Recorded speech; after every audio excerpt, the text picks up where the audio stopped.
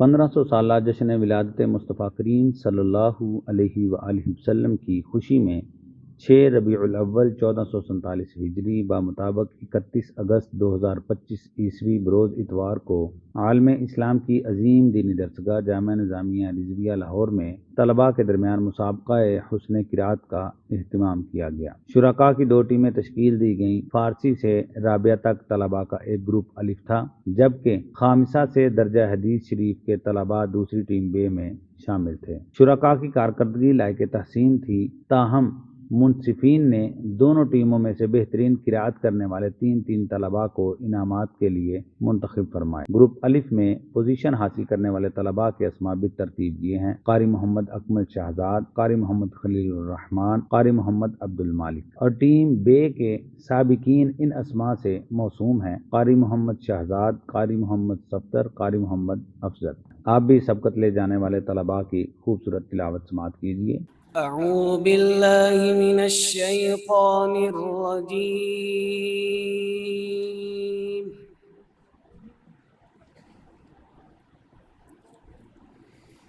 बिस्मिल्लाहिर रहमानिर रहीम।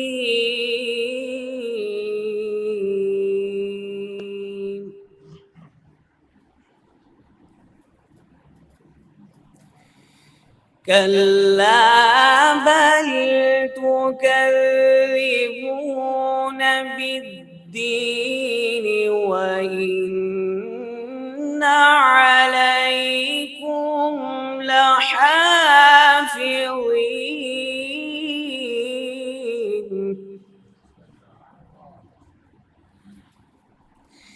किरामन कातिबीन यअलमून मा तफ़अलून।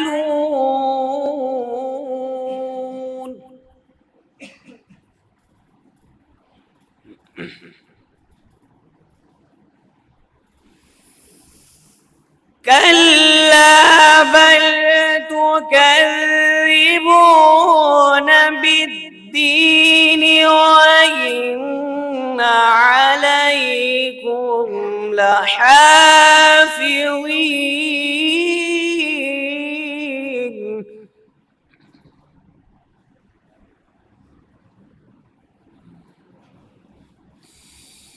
व इन्ना अलैकुम लहाफ़िज़ीन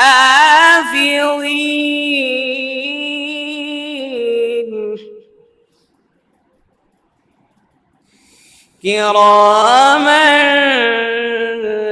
कातिबीन यअलमून मा तफ़अलून।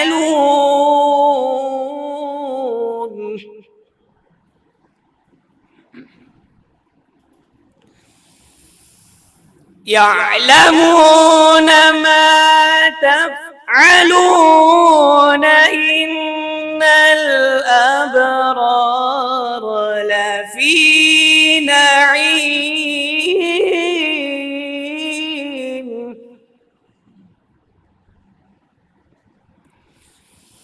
इन्नल अबरार लफ़ी नईम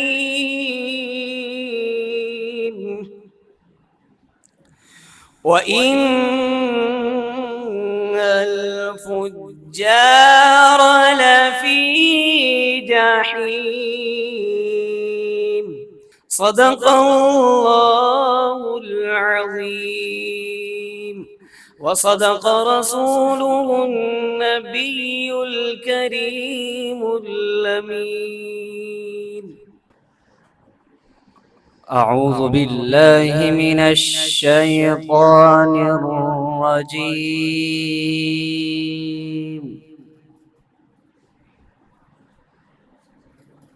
बिस्मिल्लाहिर रहमानिर रहीम।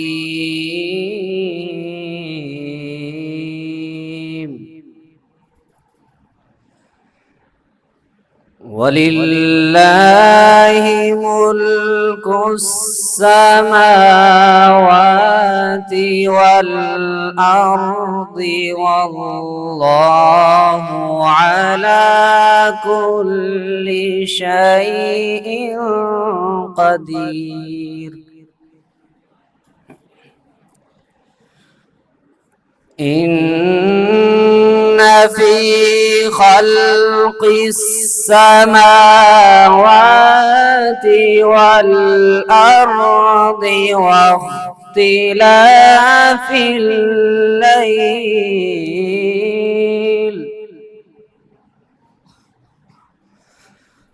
واختلاف الليل والنهار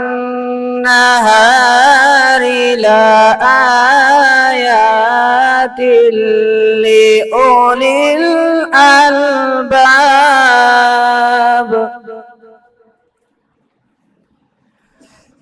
الذين يذكرون الله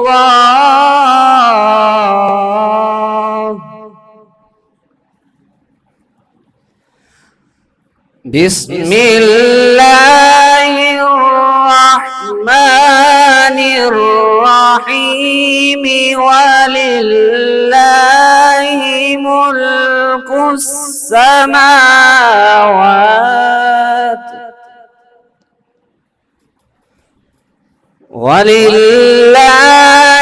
ملك السماوات والأرض والله على كل شيء قدير.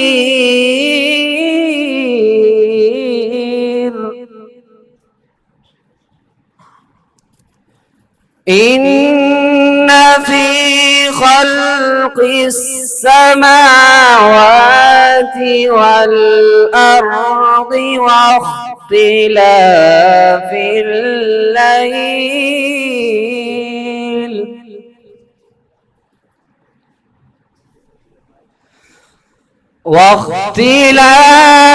الليل والنهار لآيات لأولي الألباب الذين يذكرون الله قياما وقعودا وعلى جنوبهم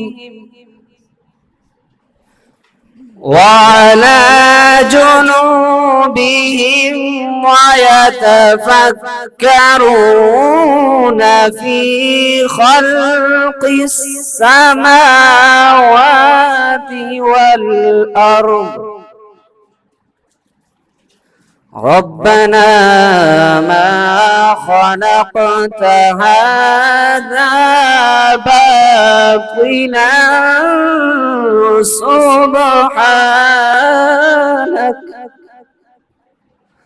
سبحانك فقنا عذاب النار. صدق الله العظيم. أعوذ بالله من الشيطان الرجيم.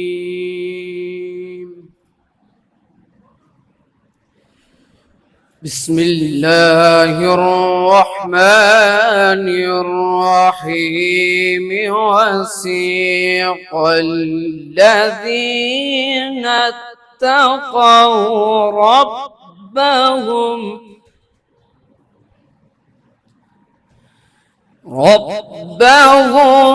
إلى الجنة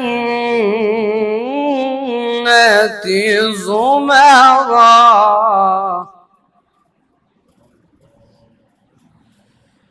حتى إذا جاءوها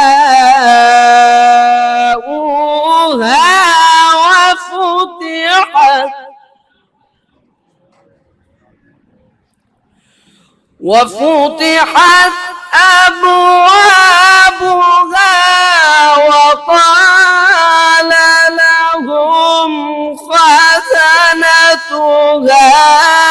سلام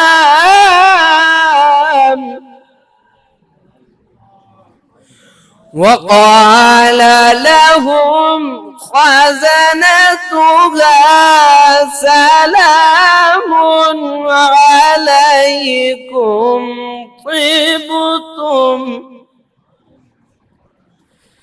طبتم فادخلوها خالدين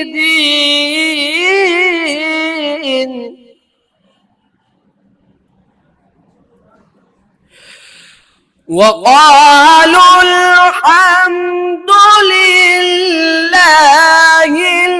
الذي صدقنا وعده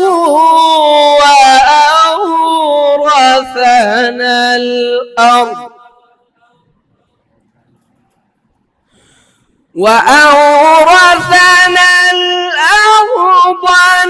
نتبوأ من الجنة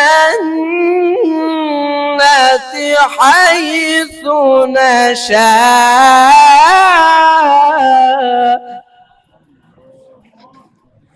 فنعم أجر العاملين فنعم أجر العاملين. بسم الله الرحمن الرحيم. قل هو الله أحد قل هو الله أحد الله الصمد لم يلد ولم يولد ولم يكن له كفوا أحد ولم يكن له كفوا أحد. صدق الله العظيم وصدق رسوله النبي الكريم الأمين. أعوذ بالله من الشيطان الرجيم.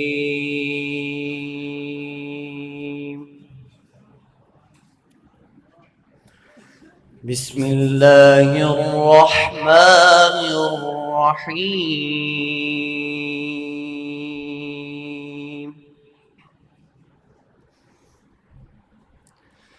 إن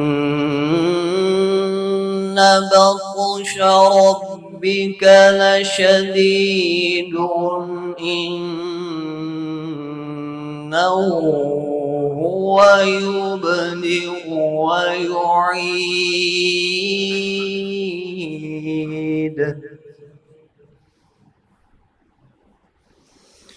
إنه هو يبدئ ويعيد وهو الغفور الودود ذو العرش المجيد.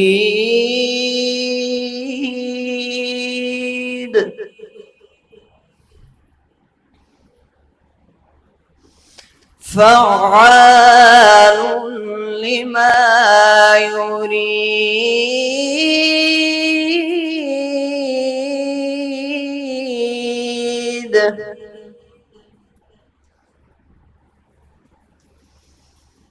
وهو الغفور الودود ذو العرش المجيد. فعال لما يريد. هل أتاك حديث الجنود.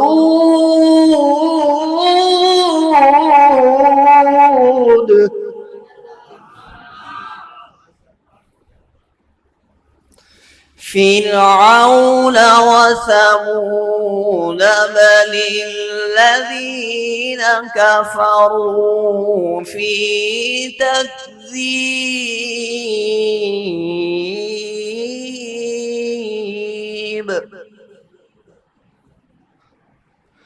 والله من ورائهم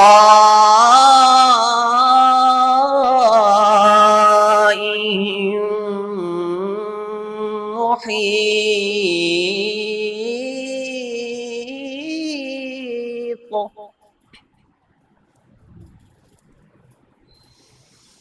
فرعون وثمود بل الذين كفروا في تكذيب والله من ورائهم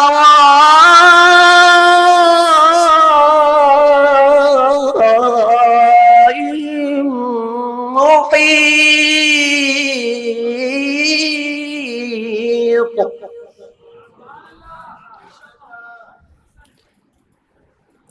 بل هو قرآن مجيد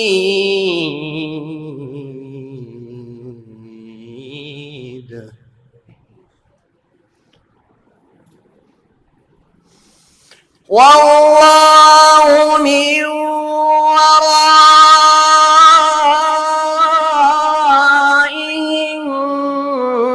محيط بل هو قرآن مجيد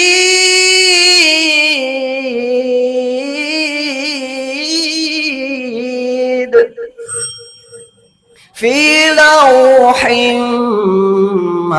محفوظ صدق الله العلي العظيم وصدق رسوله النبي الكريم الأمين. أعوذ بالله من الشيطان الرجيم. بسم الله الرحمن الرحيم. بسم الله الرحمن الرحيم والشمس وضحاها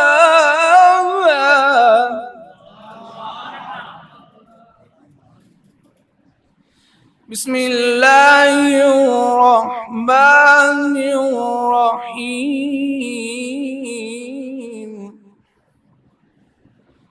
بسم الله الرحمن الرحيم.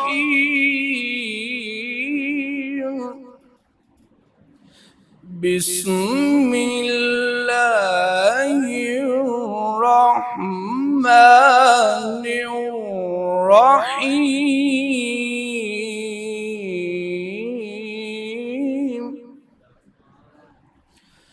والشمس وضحاها والقمر إذا تلاها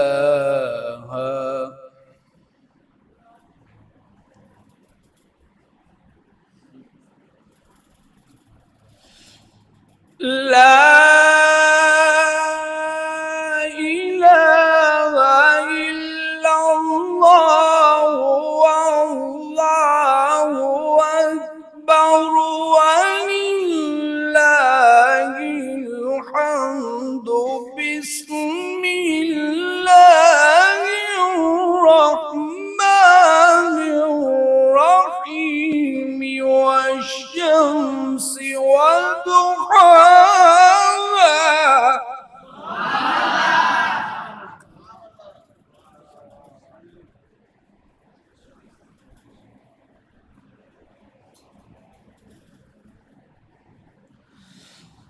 لا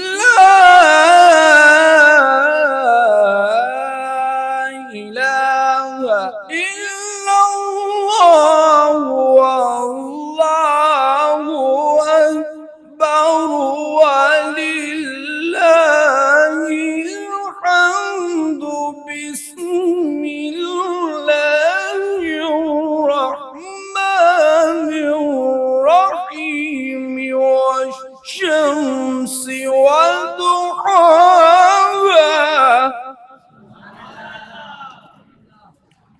والقمر إذا تلاها والنهار إذا جلاها والليل إذا يغشاها والسماء وما بناها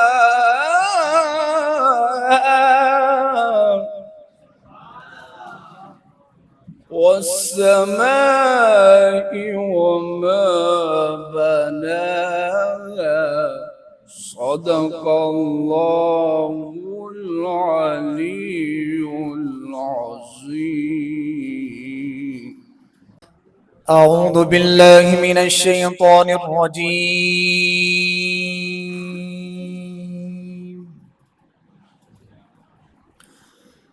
بسم الله الرحمن الرحيم.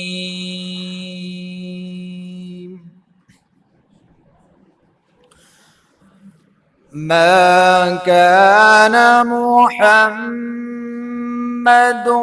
أبا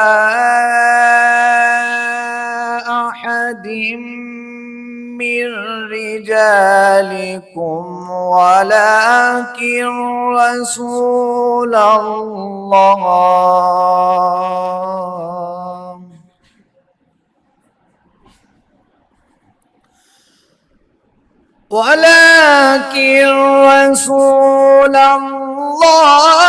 وخاتم النبيين وكان الله بكل شيء عليما.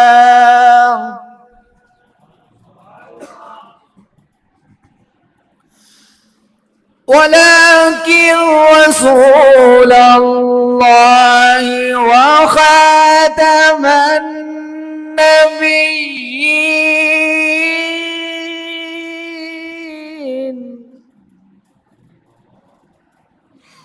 وكان الله بكل شيء عليما. ما كان محمد أبا أحد من رجالكم ولكن رسول الله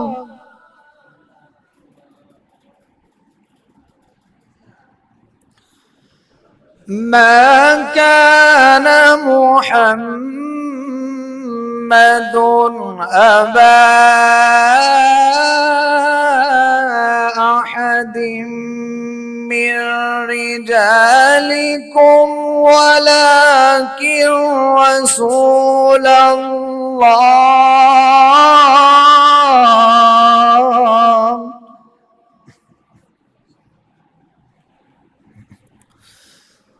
ما كان محمد أبا أحد من رجالكم ولكن رسول الله وخاتم النبيين ولكن رسول الله وخاتم النبيين وكان الله بكل شيء عليما. وكان الله بكل شيء عليما. صدق الله العظيम. जामिया निज़ामिया के फाजिल और फ़न तजवीद व क़िराअत के माहिरीन मसनद इंसाफ पर मुतमक्किन थे उस्ताजुल असातिज़ा मौलाना कारी ملازم حسین سعیدی سربراہ منصف، استاذ القراء مولانا قاری غلام مرتضیٰ قادری، استاذ القراء مولانا قاری غلام عباس چشتی ڈھیروی۔ مسابقہ میں تلاوت کے بعد استاذ الاساتذہ مولانا قاری ملازم حسین سعیدی صاحب نے گفتگو فرمائی۔ بسم اللہ الرحمن الرحیم، الحمد للہ وحدہ والصلاۃ والسلام علی من لا نبی بعدہ وعلی آلہ واصحابہ وازواجہ وذریاتہ وآل بیتہ اجمعین۔ یہ میرے لیے اعزاز کی بات ہے کہ آج میں جس مدرسے میں پڑھا ہوں اسی میں آ کر میں ایک منصب پر بیٹھ کر آپ حضرات کی تلاوت کو سنا۔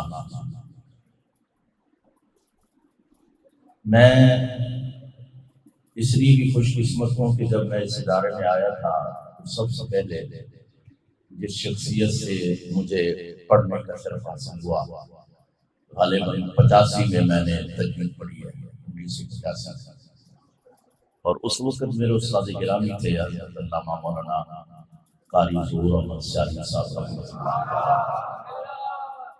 اس وقت استادوں کا جو غم تھا اور کیا کمال شخصیت تھی، قدری وصفی، اور یہ میرے لیے اعزاز کی بات ہے کہ میں نے ان سے پڑھا اور سیکھا، اور ہماری کلاس بھی اس وقت الحمدللہ اچھی تھی۔ اس وقت تعداد بھی میرے خیال میں نظامیہ میں 150-200 کے قریب ہوا کرتی تھی جب ہم تجوید پڑھنے کے لیے یہاں آئے۔ اور پھر میرا یہ اعزاز کہ میں نے یہاں 96 سے لے کر غالباً 2007 تک میں نے یہاں پڑھایا بھی ہے الحمدللہ رب العالمین، شعبہ تجوید۔ تو یہ سب استادوں کی شفقت اور مہربانی ہے۔ قبلہ حافظ ملت حضرت علامہ حافظ عبدالستار سعیدی صاحب دامت برکاتہ عالیہ کی ان کی شفقتیں اور محبتیں کہ آج ہم اس مقام پر کھڑے ہیں، اور 85 سے لے کر اب تک ہم الحمدللہ رب العالمین نظامیہ سے وابستہ ہیں، اور دعا یہی ہے کہ قیامت تک جب تک زندگی ہے اس سے وابستہ رہیں۔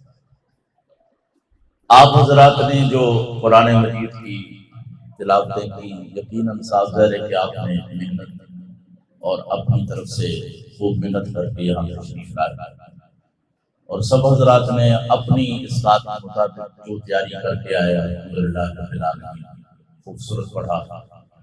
اور یہ قبلہ استادوں کا دیا ہوا لفظ ہے کہ مقابلہ نہیں مسابقہ ہے، اور یہاں ایک سے بڑھ کر ہوتا ہے، ایک سے کم نہیں ہوتا ہے۔ یہ ایک اعزاز ہے، چاہے وہ قرآن مجید کی تلاوت ہو، چاہے نعت شریف ہو، چاہے وہ تقاریر ہو۔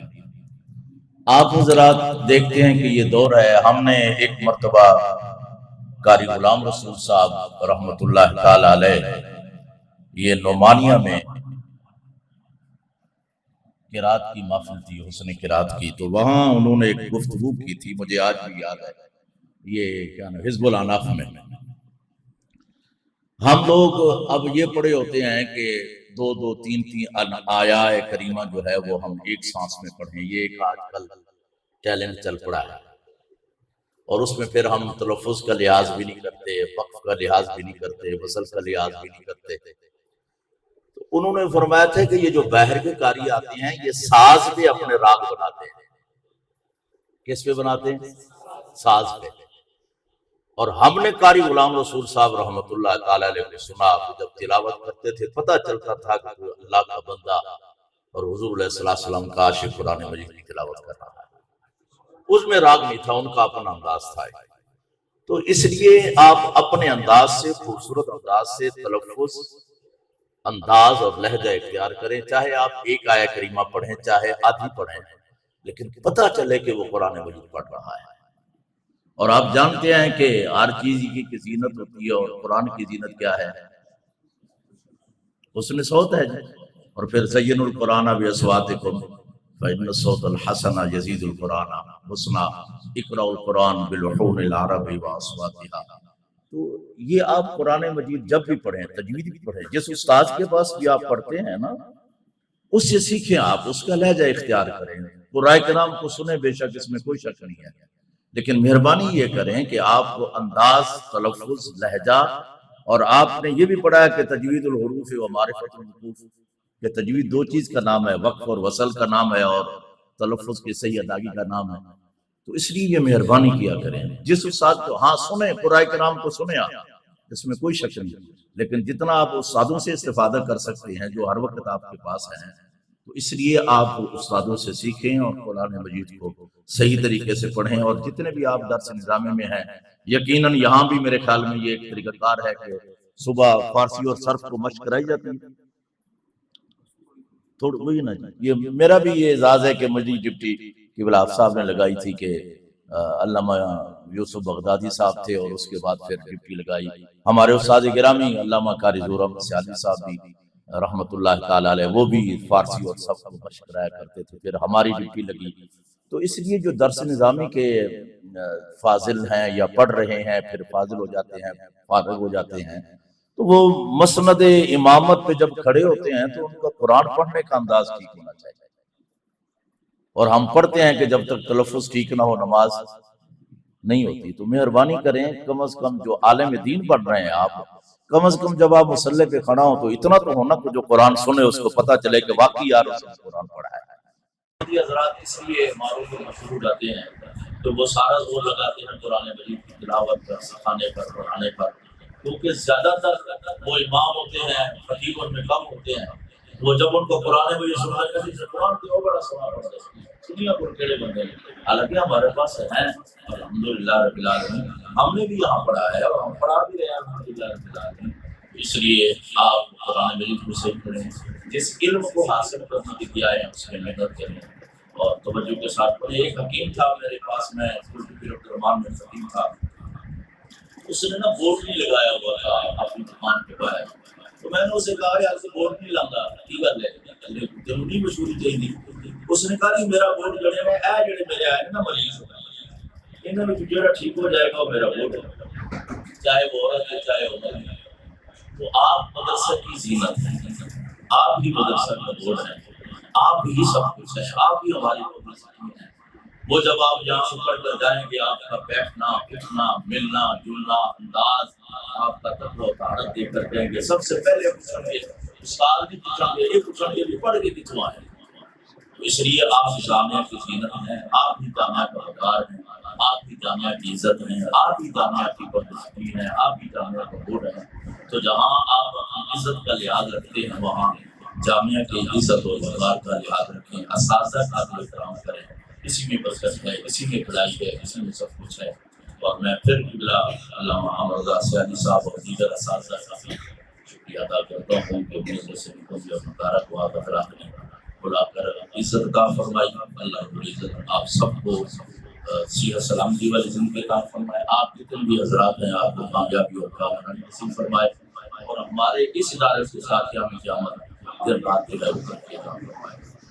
مسابقہ میں پوزیشن حاصل کرنے والے قرہ حضرات کو انعامات سے نوازا گیا۔ مسابقہ حسن قرات، اس میں 2 گروپ ہیں۔ تو پہلا انعام وصول کرنے کے لیے آئیں گے اکمل شہزاد صاحب، اور انعامات دیں گے ان قرۂ کرام کو ہمارے دل پذیر مولانا مدد علی صاحب۔ پہلی پوزیشن ان کی ہے، پہلا نمبر ان کا ہے، قاری اکمل شہزاد صاحب۔ دوسری پوزیشن کے ہولڈر محمد خلیل الرحمن صاحب، محمد خلیل الرحمن۔ ان کے بعد تشریف لائیں عبد المالک صاحب، عبد المالک، قاری عبد المالک۔ گروپ با، اس میں پہلی پوزیشن حاصل کی ہے قاری محمد شہزاد صاحب۔